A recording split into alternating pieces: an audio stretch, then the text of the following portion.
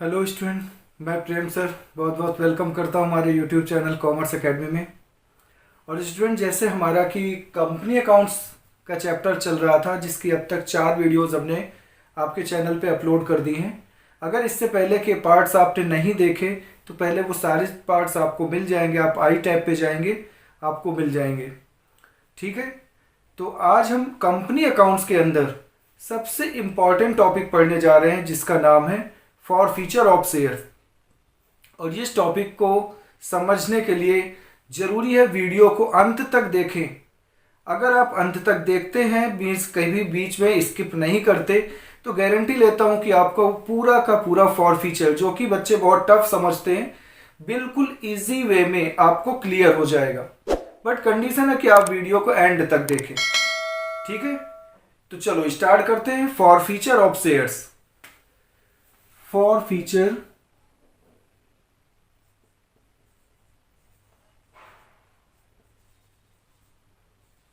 Of shares. For feature का मतलब होता है जब्त करना। अगर इसे डिफाइन करें तो फॉर फीचर ऑफ शेयर्स का मतलब होता है कि व्हेन, हिंदी में लिख देता हूं, हिंदी में कहते हैं अंशों का हरण या अंशों को जब्त करना। ठीक है, अंश का मतलब होता है शेयर्स। शेयर्स को हिंदी में अंश कहते हैं। तो शेयर्स को जब्त करना कब कर सकते हैं? When any shareholder fails to पे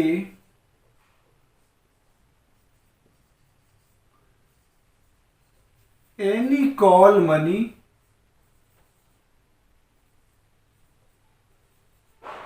दैट इज।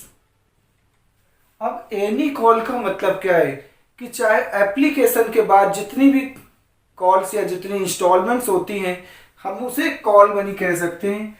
तो चाहे वो अलॉटमेंट हो या फर्स्ट कॉल हो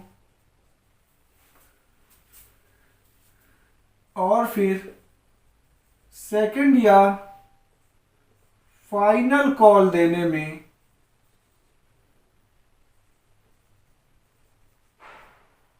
फेल हो गया हो, तो when any shareholder fails, main जो ध्यान देना है वो किस बात पर ध्यान देना है कि अगर कोई शेयर होल्डर कोई भी कॉल का पैसा देने में फेल हो गया, जब उससे मांगा गया पैसा, जब पैसा ड्यू किया गया, तब तो हमने सभी से पैसा मांगा ये सोचते हुए कि सारे शेयर होल्डर पैसे दे देंगे। ड्यू करते समय हमने सभी शेयर होल्डर से पैसे मांगे। अब अगर कोई भी शेयर होल्डर कोई भी कॉल, चाहे वो अलॉटमेंट हो, फर्स्ट कॉल हो, सेकंड कॉल हो या फिर फाइनल कॉल, तो इनमें से कोई भी कॉल देने से फेल हो गया, तो company has been empowered, then company has been empowered to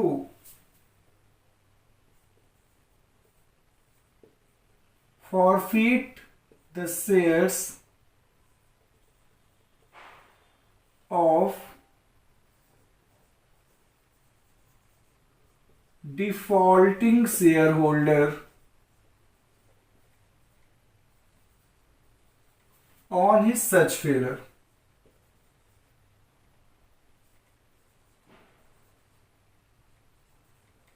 कि जैसे ही कोई शेयर होल्डर कोई भी कॉल का पैसा देने में फेल हो जाता है, तो कंपनी को पावर दी गई है, कंपनी को राइट दिया गया है कि आप उस शेयर होल्डर के शेयर्स फॉरफिट कर सकते हैं, जब्त कर सकते हैं। शेयर फॉरफिट करने का मतलब क्या हुआ? शेयर फिजिकली तो अब डिलीवर नहीं किए जाते, बल्कि यहाँ पर हमारे पास डिफरेंट कॉल्स होती है। जो पैसा मांगा गया वो भी कई इंस्टॉलमेंट पे मांगा गया, application, allotment, first call, final call. तो जो थोड़ा थोड़ा करके पैसा मांगा गया, उनमें से कोई भी कॉल देने से अगर शेयर होल्डर फेल हो गया है, तो उसने जो पिछली कॉल्स के पैसे दे दिए हैं, लाइक एप्लीकेशन का पैसा तो हर शेयर होल्डर दे देता है, अगर एप्लीकेशन अलॉटमेंट का पैसा शेयर होल्डर ने दे दिया और फर्स्ट कॉल देने से फेल हो गया या सेकंड एंड फाइनल कॉल देने से फेल हो गया, तो कंपनी को राइट है उसके द्वारा पे किए गए पिछले पैसे कंपनी जब्त कर लेगी आफ्टर सर्विंग अ ड्यू नोटिस। जरूरी नहीं है कि नोटिस भी दे कंपनी, कंपनी को ये राइट दिया गया है। ठीक है, तो ये तो हुई इसकी मीनिंग। अब कैसे किसी शेयर होल्डर के हम शेयर जब्त करते हैं, वो चीज में आपको उसकी क्या अकाउंटिंग ट्रीटमेंट है, क्या अकाउंटिंग एंट्रीज हैं, वो मैं आपको समझाता हूं। देखिए,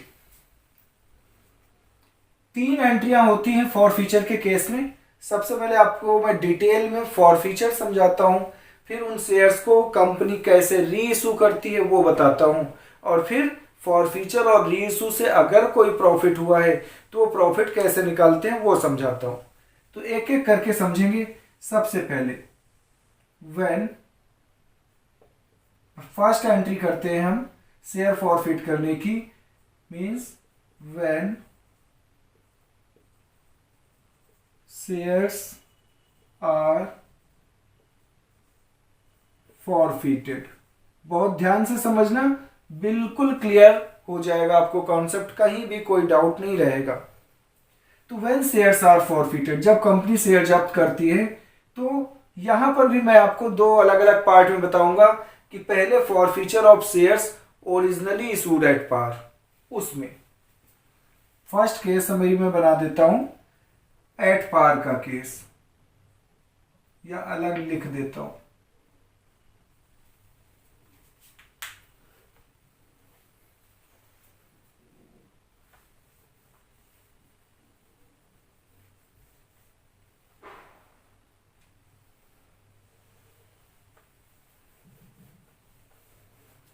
क्योंकि हमें उन शेयर्स का भी फॉरफीचर करना जो प्रीमियम पे इशू हुए हों, तो सबसे पहले a case when shares were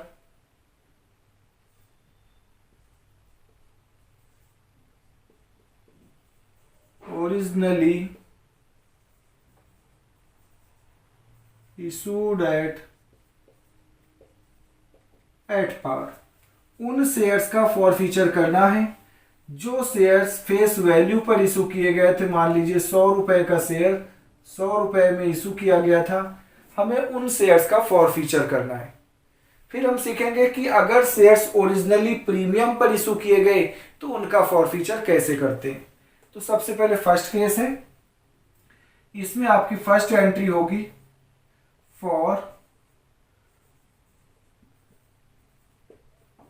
forfeiture of shares, forfeit करने की एंट्री। तो एंट्री करेंगे आप share capital account debit to share forfeited account and to share unpaid call account।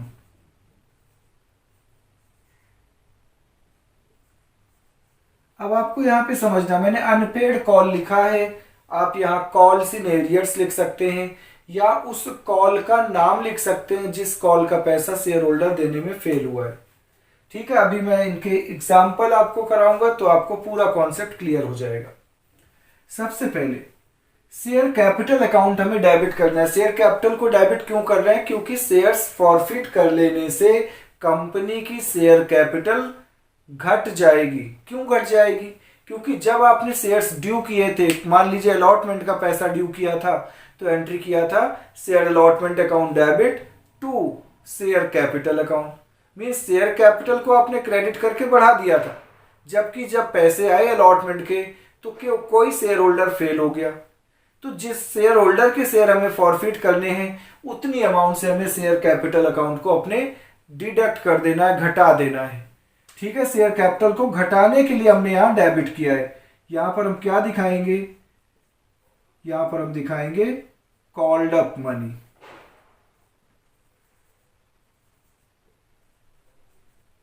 Called up money, ठीक है। अभी बताते हैं कि कॉल्ड अप का मतलब क्या होता है। फिर शेयर फॉरफिटेड अकाउंट में हम क्या दिखाएंगे, जो पैसा हमने जब्त किया है। और पैसा हम जब्त कौन सा करेंगे, जो पैसा हमें मिल गया है वही पैसा तो हम जब्त करेंगे, मीन्स मनी रिसीप्ट। और अनपेड कॉल में क्या दिखाएंगे, जो पैसा नहीं मिला, मनी नॉट रिसीव्ड। तो ये 3 बातें आपको समझना है बहुत अच्छे से कि सबसे पहले कॉल्ड अप का मतलब क्या होता है। मान लीजिए कोई शेयर है 10 रुपए का, जिसमें 2 + 3 + 3 + 2 इस तरीके से पैसे मांगे गए हैं। 2 रुपए एप्लीकेशन पे, 3 रुपए अलॉटमेंट के टाइम, 3 रुपए फर्स्ट कॉल पे और बाकी बचे 2 रुपए सेकंड एंड फाइनल कॉल पे। अब मैं आपको यहां पर एंट्री लिखकर समझाता हूं। मान लीजिए कि हमने शेयर होल्डर से एप्लीकेशन का पैसा मांगा, शेयर होल्डर ने दे दिया। ये शेयर एप्लीकेशन का पैसा तो सारे शेयर होल्डर पे कर देते हैं। फिर हमने अलॉटमेंट का पैसा मांगा, शेयर होल्डर ने मान लो नहीं दिए, शेयर होल्डर ने अलॉटमेंट के पैसे नहीं दिए।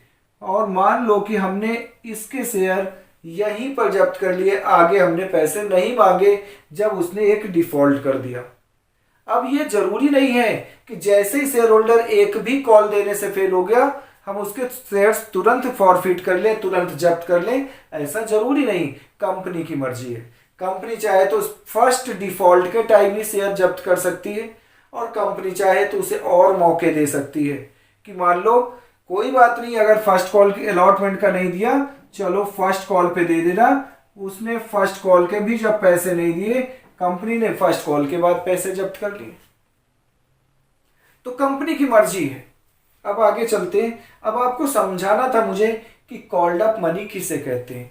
कॉल्ड अप का मतलब होता है मांगा गया। तो कंपनी ने देखिए कितने पैसे अब तक टोटल मांगे हैं। अगर आप देखें application allotment first call, company ने टोटल अब तक टोटल देखिए कितने पैसे मांगे हैं, 8 रुपए। 8 रुपए मांगे हैं तो हम इसे 8 रुपए को बोलेंगे कॉल्ड अप मनी, ठीक है। तो यहां पर हम नंबर ऑफ शेयर्स लिखेंगे इनटू कॉल्ड अप मनी 8 रुपए, ठीक है। मान लीजिए मिस्टर एक्स जिसको हमने 200 शेयर दिए थे, 200 शेयर्स पर मिस्टर एक्स ने केवल एप्लीकेशन का पैसा दिया है और इसके बाद अलॉटमेंट देने से मिस्टर एक्स फेल हो गए, फर्स्ट कॉल के भी पैसे नहीं दिए। तो हम क्या दिखाएंगे कि टोटल मिस्टर एक्स से 8 रुपए मांगे गए। मिस्टर एक्स के पास कितने शेयर थे, मान लीजिए 200। तो इसका मतलब है कि हमने टोटल मिस्टर एक्स से कितने पैसे अब तक मांगे हैं, 1600। टोटल 1600 हमने मिस्टर एक्स से मांगे थे। अब हम मिस्टर एक्स के कौन से पैसे जब्त करेंगे, मनी रिसीव्ड।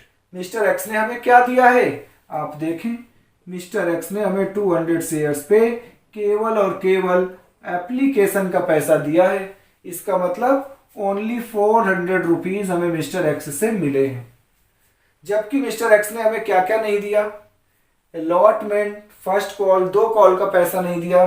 तो अनपेड कॉल की जगह हम 2 शेयर अलॉटमेंट अकाउंट, यहां पर हमें क्या लिखना होगा, 2 शेयर अलॉटमेंट अकाउंट, जिसमें हम दिखाएंगे कि अलॉटमेंट का कितना पैसा नहीं दिया। चलिए मैं इसे यहां लिख देता हूं कि शेयर अलॉटमेंट के पैसे कितने नहीं दिए। तो 2 शेयर अलॉटमेंट अकाउंट, अलॉटमेंट के कितने पैसे नहीं दिए, 200 शेयर्स पे 3 रुपए की अलॉटमेंट नहीं मिली, it mean 600 rupees. And 2 share first call account, mister X ने फर्स्ट कॉल के भी पैसे नहीं दिए। तो हम यहां पर भी दिखा देंगे कि 200 शेयर्स पे मिस्टर एक्स ने 3 रुपए की फर्स्ट कॉल भी नहीं दिया, इट मीन्स 600 रुपए, ठीक है, तो ये हो गया हमारे शेयर्स के फॉर फीचर की एंट्री। हमें नरेशन में क्या लिखना है, being dash dash shares of rupees dash dash each are forfeited for non-payment of allotment and first call money। हमें यहाँ रीजन भी लिखना है कि हमने मिस्टर एक्स के शेयर जो फॉरफिट किए वो क्यों किए। तो यहां पर हमने दिखाना है कि मिस्टर एक्स को कितने शेयर हमने फॉरफिट किए, 200। कितने रुपए वाले थे, 10 रुपीज वाले। क्यों फॉरफिट किए, क्योंकि उन्होंने अलॉटमेंट का और फर्स्ट कॉल का पैसा नहीं दिया। आई थिंक कि आपको समझ आ रहा होगा। अगर नहीं समझ आया आप फिर से इसे रिवर्स करके थोड़ा सा बैक करके आप फिर से इसे देखें और मेरी एक एक बात को ध्यान से सुने, आपको अब बहुत अच्छे से समझ आ जाएगा। तो ये तो हुआ कि जब हमने मिस्टर एक्स के शेयर फॉरफिट कर लिए, हमने ये एंट्री कर दी। आप इसे नोट कर लें।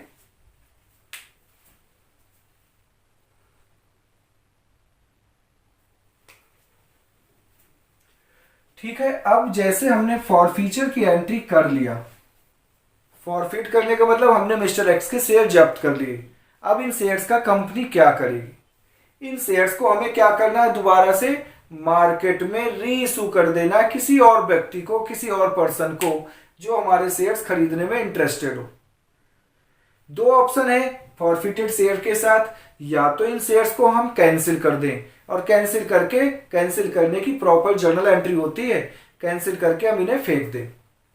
या फिर दूसरा ऑप्शन है कि कैंसिल करने से तो कुछ भी नहीं मिलेगा, जबकि अगर दोबारा से री इशू कर दें तो कंपनी को कुछ पैसे मिल जाएंगे।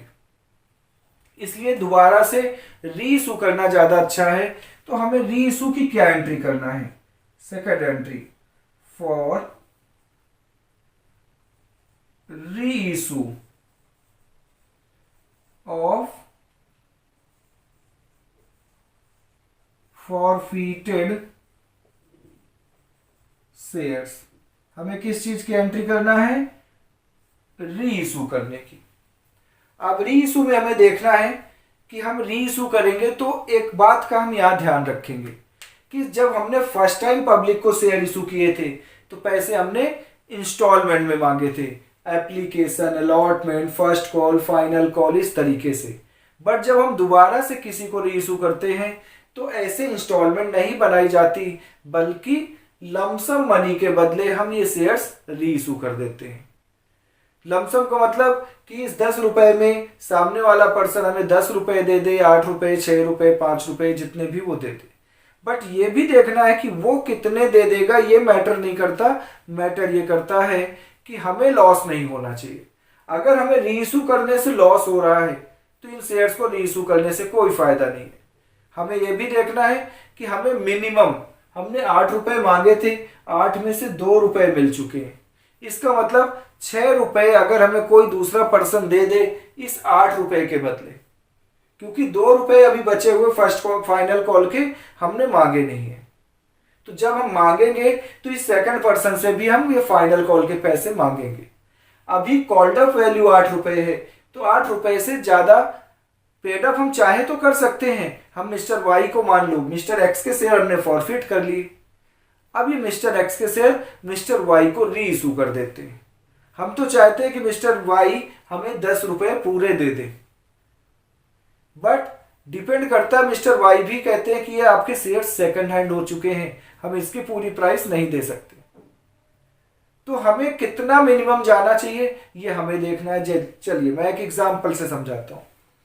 ये जो शेयर्स हैं इन पे अब तक 8 रुपए मांगे जा चुके हैं, 2 रुपए नहीं मांगे। जब हम 2 रुपए भी मांग लेंगे इन शेयर्स को हम बोलेंगे फुल्ली कॉल्ड अप। बट अभी ये फुल्ली कॉल्ड अप नहीं है, क्योंकि फुल वैल्यू नहीं मांगी गई, अभी केवल 8 रुपए मांगे गए। तो 8 रुपए कॉल्ड अप है, ₹8 पेड अप वैल्यू पर हम ये शेयर इशू कर सकते हैं। वैसे तो शेयर हम फुल्ली पेड भी इशू कर सकते हैं। फुल्ली पेड का मतलब कि ₹10 फुल वैल्यू है शेयर की और फुल वैल्यू पेड माने जाए। ठीक है, चलिए अभी मैं एग्जांपल लेता हूं कि मान लीजिए हमने ये मिस्टर एक्स के सारे शेयर्स मिस्टर वाई को रीइशू कर दिए। हमने उससे ₹8 मांगे, वो कम पैसे देना चाहता था, बट हमने उसकी बात पर, उसकी रिक्वेस्ट पर ये शेयर्स हमने उसे ₹7 में दे दिए।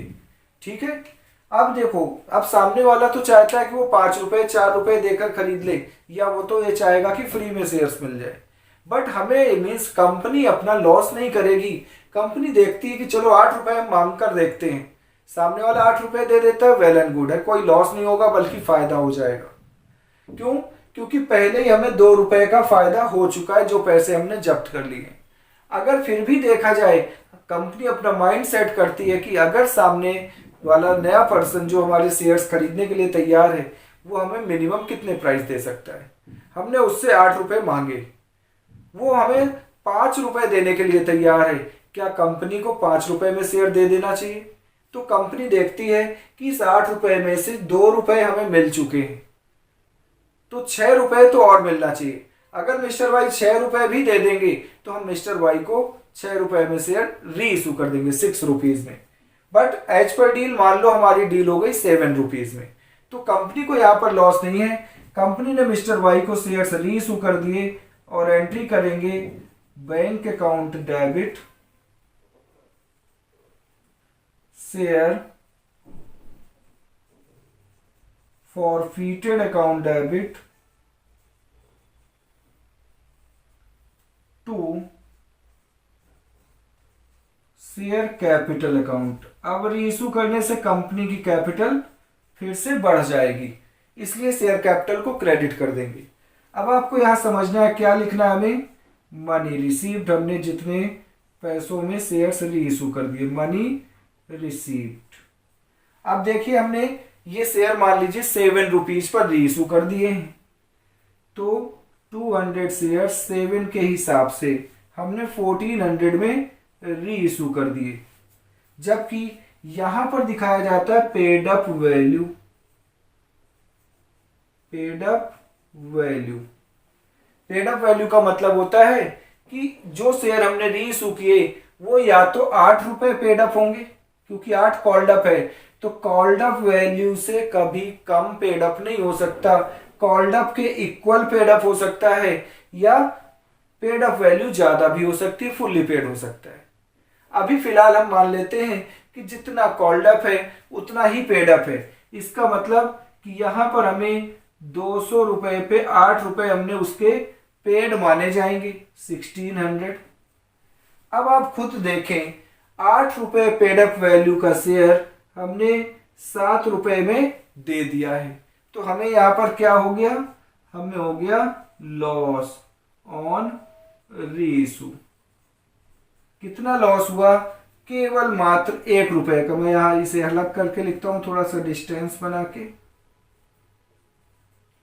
यहां पर आया, देखिए बिल्कुल क्लियर कि हमने 200 शेयर ₹7 में रीइशू कर दिए, तो 200 शेयर पे हमें ₹1 का लॉस हुआ है। यहां आ गया 1400, यहां आ गया 200, हमें ₹1 पर शेयर का यहां पे लॉस हो गया। तो ये तो हो गई री इशू करने की एंट्री। हमने शेयर पहले जब्त किए फिर री इशू कर दिए। एक बात और यहां समझना है, ये भी जरूरी नहीं कि हमने मिस्टर एक्स के 200 शेयर फॉरफिट किए तो मिस्टर एक्स के पूरे 200 शेयर ही मिस्टर वाई को हम री इशू कर दें। अब मान लीजिए मिस्टर वाई केवल 150 शेयर खरीदना चाहते हैं तो हम उन्हें 150 री इशू कर देंगे, 100 खरीदना चाहते हैं तो 100 री इशू कर देंगे।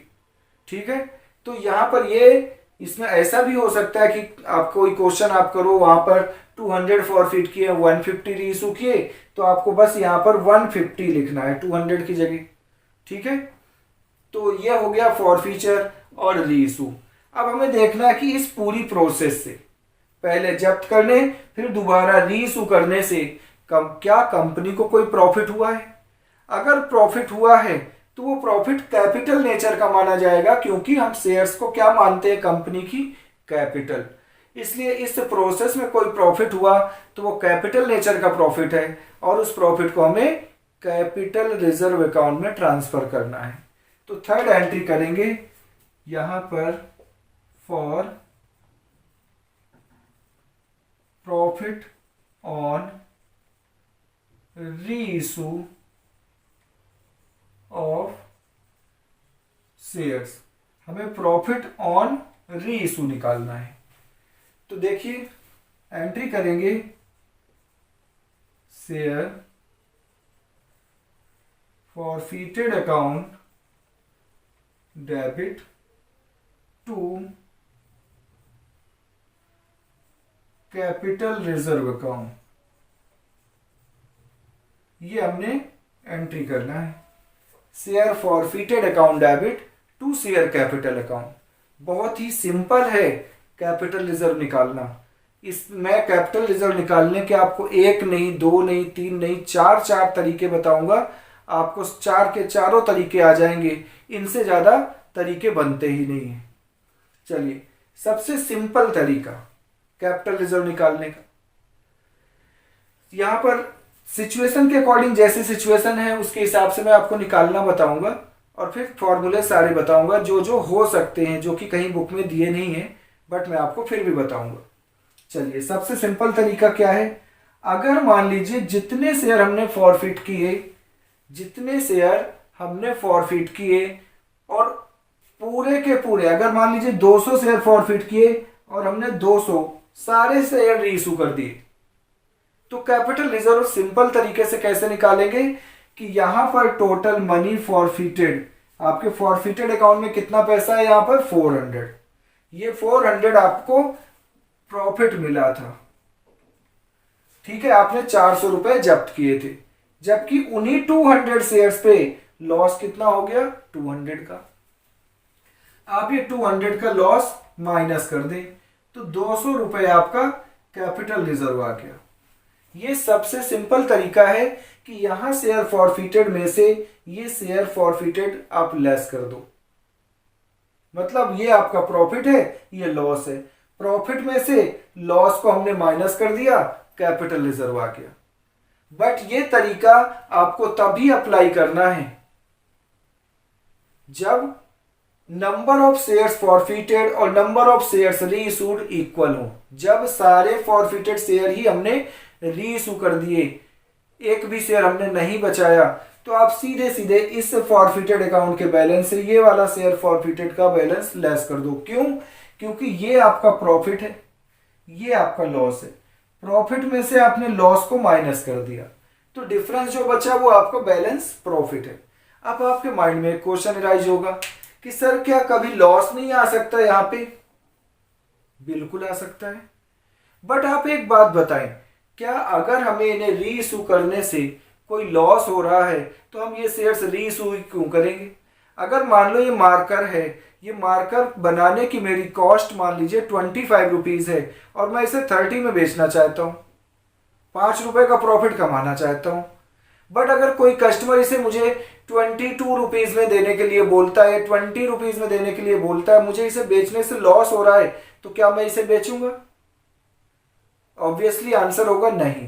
तो ऐसे ही अगर शेयर रीइशू करने से मुझे कोई लॉस हो रहा है, लॉस भी कैसा, रियल लॉस, तो लॉस हो रहा है तो मैं शेयर रीइशू ही नहीं करूंगा, बोलूंगा और वेट करूंगा कि जब तक कोई और अच्छा कस्टमर नहीं आता जो हमें पूरे प्राइस दे, हम ये शेयर्स अपने पास रखेंगे।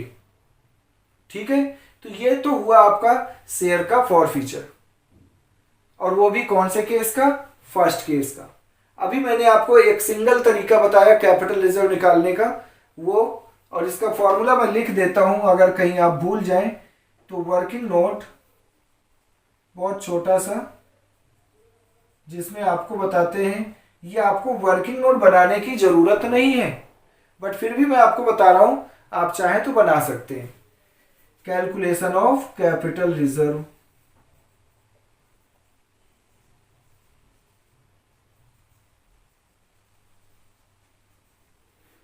कैपिटल रिजर्व हमें कैलकुलेट करना है। First way, total money forfeited, या पहले केस लिख देता हूं कि when all the forfeited shares are reissued.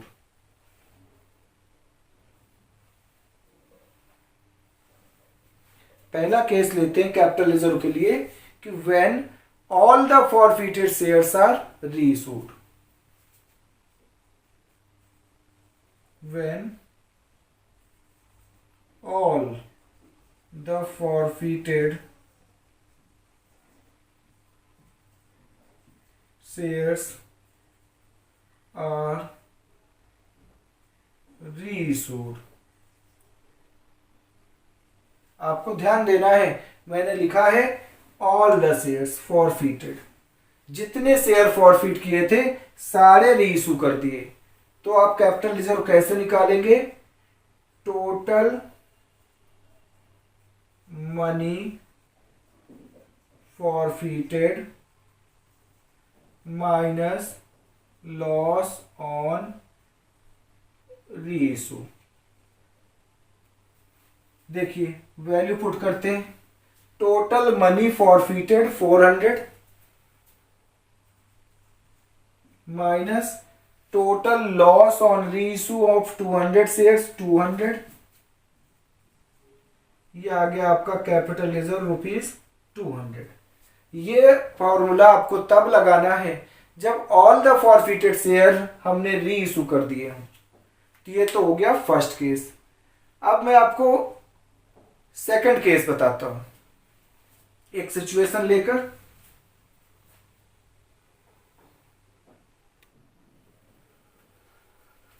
इतना आपको समझ आ गया होगा। ये फर्स्ट केस था हमारा कि जब हमने शेयर्स एट पार इशू किए थे तो फॉरफीचर, रीइशू और कैपिटल रिजर्व हमने कैसे निकाला। अब मैं आपको बताता हूं सेकंड केस। अगर हमारे शेयर्स ओरिजिनली एट प्रीमियम हमने इशू किए थे तो क्या चेंज आएगा? केवल फॉरफीचर की एंट्री में चेंज आएगा, हमारे रीइशू और कैपिटल रिजर्व में कोई चेंज नहीं आएगा। तो मैं आपको सेकंड केस बताता हूं कि मान लीजिए हमने सारे शेयर्स प्रीमियम पे इशू किए थे तो क्या एंट्रियां होंगी।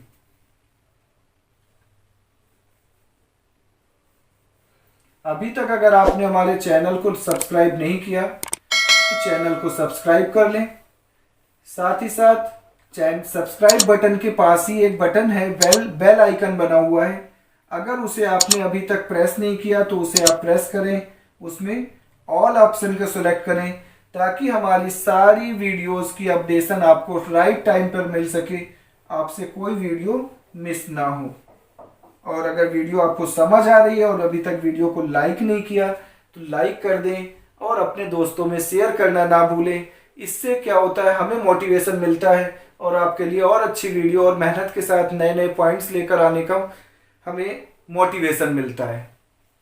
ठीक है, चलिए मैं आपको बताता हूं कि अगर हमने शेयर्स प्रीमियम पे इशू किए थे और कोई शेयर होल्डर फेल हो गया तो क्या चेंज आएगा हमारे फॉरफीचर में।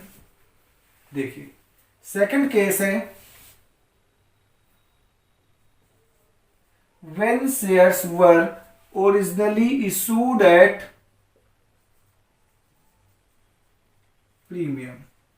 मतलब कि मान लीजिए 10 रुपए का शेयर हमने 12 रुपए में री इशू किया था, 2 रुपए प्रीमियम पे इशू किया था।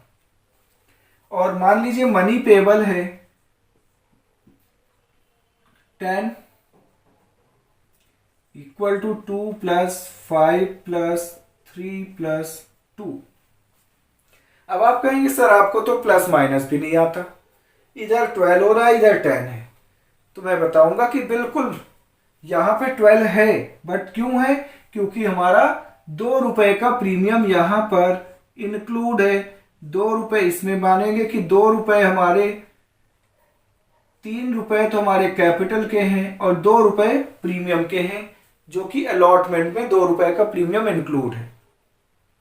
अब आपको पहले एंट्री समझाता हूं, फिर एग्जाम्पल पुट करता हूं कि मान लीजिए मिस्टर एक्स, जिसे हमने 200 शेयर दिए थे, उन्होंने एप्लीकेशन का पैसा तो दे दिया, बट जब हमने अलॉटमेंट का पैसा मांगा मिस्टर एक्स ने अलॉटमेंट के पैसे नहीं दिए।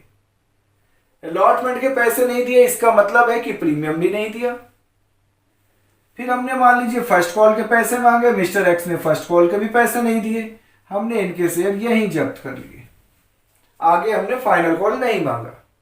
अब आप एंट्री देखें, एंट्री में क्या चेंज आएगा।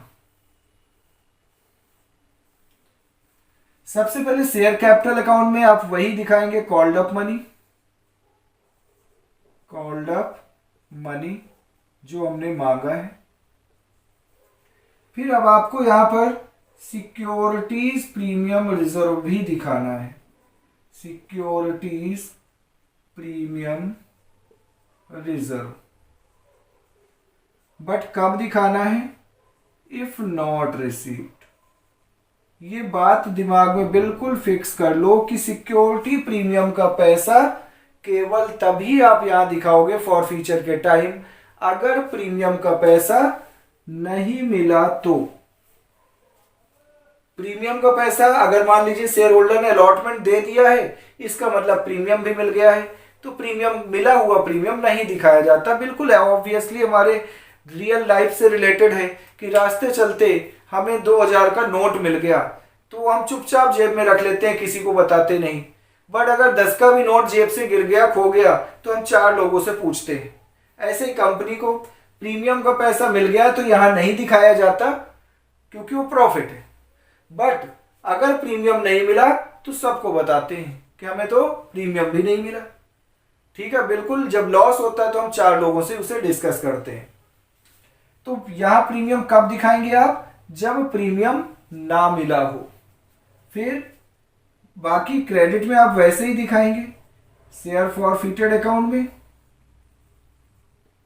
नॉर्मल एंट्री करेंगे, जो भी पैसे आपको मिल गए हैं। जो अलॉटमेंट के पैसे नहीं मिले उस कॉल का नाम लिखना है, allotment account including premium. Call के पैसे नहीं मिले तो आप कॉल का भी नाम दिखाएंगे, जिस भी कॉल के पैसे नहीं मिले। ठीक है, अब आप समझें। नरेशन हमारी सेम रहेगी वही कि अब चलिए सबसे पहले फॉरफिटेड। मान लीजिए हम सेम एग्जांपल कंटिन्यू करते हैं मिस्टर एक्स का।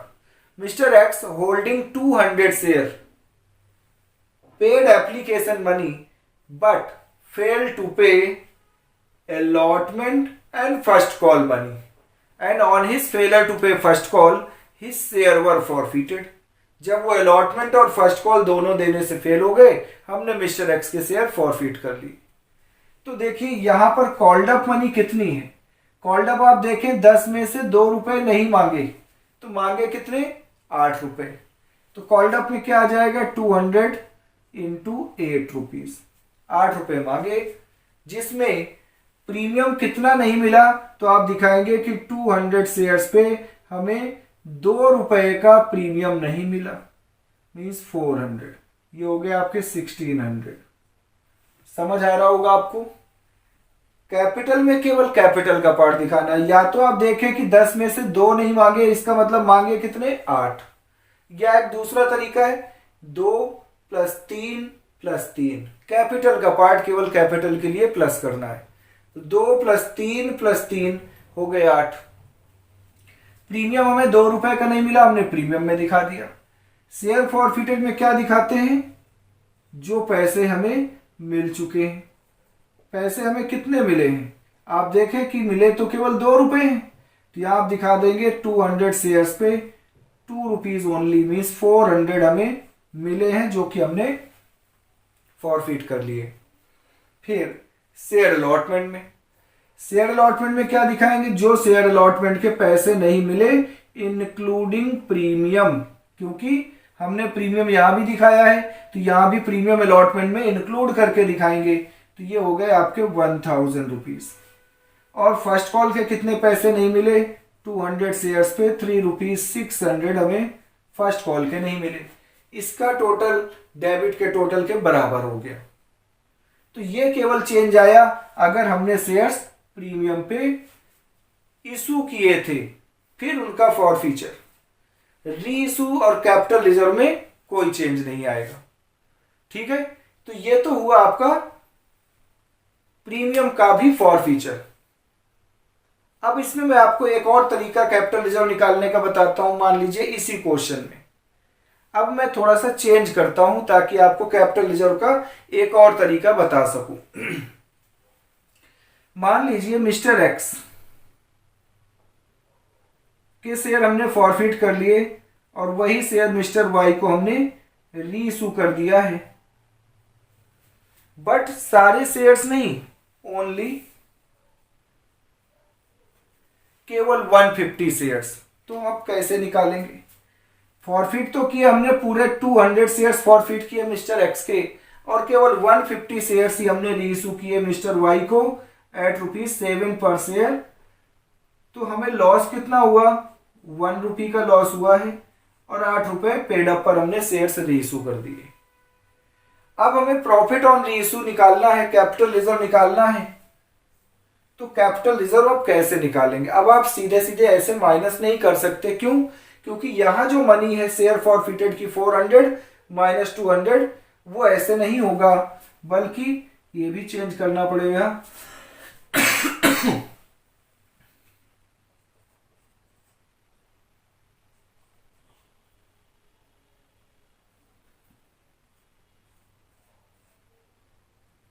ये अब आप 400 से 150 माइनस नहीं कर सकते कैपिटल रिजर्व निकालने के लिए। क्यों? क्योंकि ये 400 200 शेयर्स पर है और ये 150 शेयर्स पर है। Number of shares forfeited and reissue both are not same, इसलिए आपको कैपिटल रिजर्व अलग तरीके से निकालना है। उसके भी दो तरीके हैं। पहला तरीका मीन्स अब आपको यहां पर एक शॉर्टकट बताता हूं, एक थोड़ा सा लॉन्ग बताता हूं। दो तरीके से आपको बताता हूं कि कैपिटल रिजर्व हम कैसे निकालेंगे, एक बिना फॉर्मूले के और एक फॉर्मूले का यूज करके।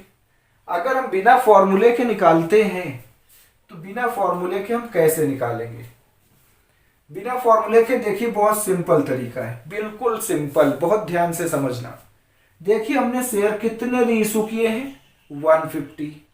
ध्यान रहे 150 शेयर्स री इशू किए हैं, और हमें प्रॉफिट किस पे निकालना है? री इशू पर।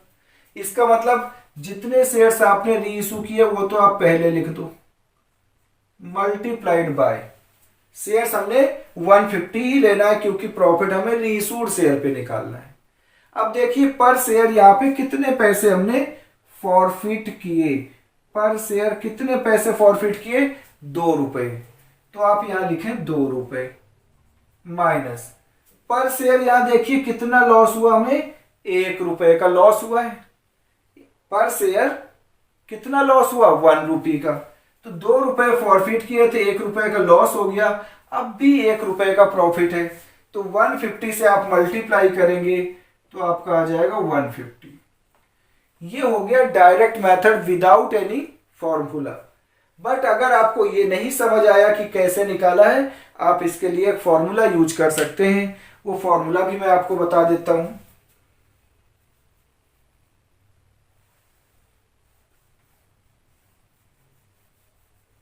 वैसे सबसे आसान मेथड तो ये है जो आपको मैंने बताया, बट अगर आप फॉर्मूला लगाना चाहें तो फॉर्मूला है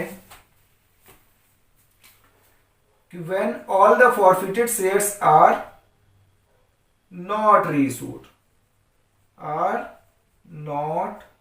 मतलब सारे शेयर्स हमने रीइशू नहीं किए, कम किए हैं। तो कैपिटल रिजर्व कैसे निकालेंगे? टोटल मनी फॉरफिटेड अपॉन में total shares forfeited multiplied by number of shares reissued. ये पूरी कैलकुलेशन आपको एक ब्रैकेट के अंदर करना है। Total money forfeited 400 divide by total share forfeited 200।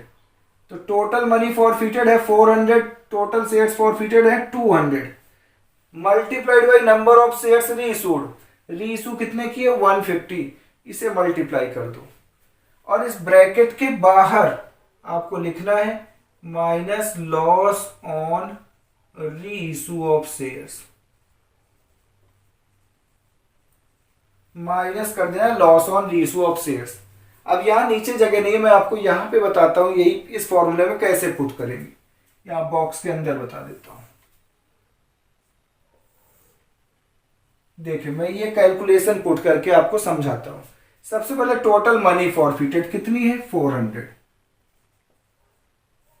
Divide by total shares forfeited कितने हैं 200 multiplied by number of shares reissued 150। इसे पूरे को एक ब्रैकेट में आप सॉल्व कर लो, माइनस लॉस ऑन रीइशू कितना है 150 रुपीज है, 150 आप माइनस कर दो। यहां इससे आपने डिवाइड किया 2 आया, इसे मल्टीप्लाई किया 300 माइनस 150 कितना आ गया 150। देखिए 150 डायरेक्ट भी आ रहा था बिना फॉर्मूले के और आपका 150 आ रहा है फॉर्मूला यूज करके भी। तो उम्मीद करता हूं बच्चों कि आपको ये पूरा कॉन्सेप्ट फॉरफीचर का बहुत अच्छे से समझ आ गया होगा। अगर फिर भी किसी को कोई डाउट है तो मेरे डिस्क्रिप्शन बॉक्स में जाएं, वहां पर आपको मेरा व्हाट्सअप नंबर मिलेगा, आप उसमें व्हाट्सअप में अपनी प्रॉब्लम लिख सकते हैं या कमेंट में भी मुझे बता सकते हैं। और अगर वीडियो अच्छा लगा है, चैनल को सब्सक्राइब नहीं किया तो सबसे पहले चैनल को सब्सक्राइब करें, बेल आइकन जरूर प्रेस करें, ऑल ऑप्शन को सेलेक्ट करें। वीडियो अच्छी लगी है तो लाइक करना बिल्कुल ना भूलें, वही हमारे लिए आपकी तरफ से दिया गया एक मोटिवेशन है जो कि हमें मोटिवेट करता है और अच्छी अच्छी वीडियो बनाने का। अपने उन फ्रेंड्स को भी शेयर करें जो क्लासेस अटेंड नहीं कर सकते या जो जिनके पास आसपास कहीं कोचिंग्स अवेलेबल नहीं है। आपकी एक हेल्प से उनका भी भला हो जाएगा। ठीक है, तो अभी आज की वीडियो में इतना ही, क्योंकि वीडियो का साइज बड़ा हो जाएगा फिर आप वीडियो देखकर बोर होंगे। तो आप इसकी प्रैक्टिस करें और मैं अगली वीडियो लेकर आता हूं इस चैप्टर का सबसे मेन एंड इंपॉर्टेंट पार्ट, जिसका नाम है pro rata. Pro rata means proportionate allotment. तो प्रोराटा ही सबसे टफ टॉपिक माना जाता है इशू ऑफ शेयर्स में, जो कि मैं अगले पार्ट में उसे लेकर आता हूं। वो वीडियो आपको कल मिल जाएगी चैनल पे। तो पहले आज आप इसकी प्रैक्टिस कर लें, तब तक आप सब अपना बहुत बहुत ध्यान रखें। Thank you.